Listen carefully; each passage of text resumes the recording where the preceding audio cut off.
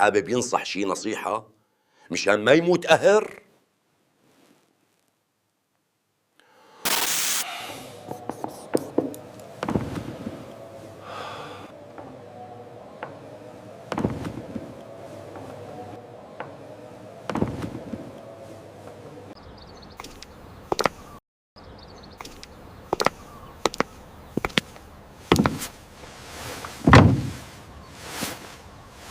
وينك يا رجال؟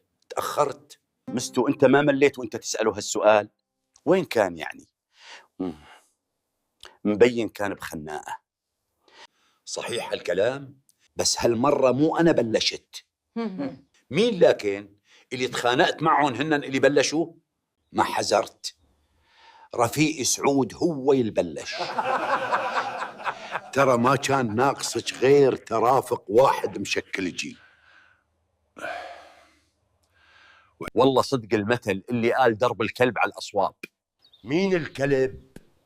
لك مثل هاد بيقلك انه البوم بيلحق الخراب، بس هو قال درب الكلب على القصاب.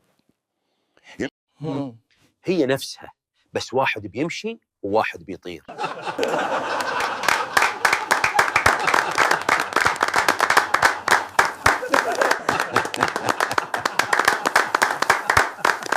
خذ هالحكمة لك غضبان من عمك مستو.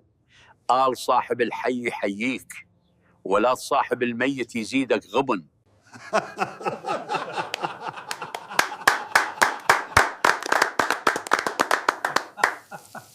حلوة والله. خذ كمان نصيحة على رأس البيعة. قال الصاحب ساحب، وآل المرء على دين خليله. لسه حدا حابب ينصح شي نصيحة مشان ما يموت قهر؟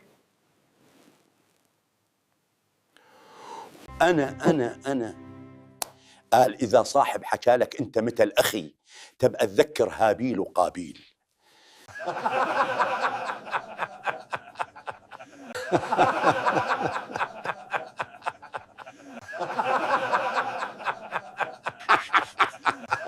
يخرب بيتك على هالقفلة. والله محترمة.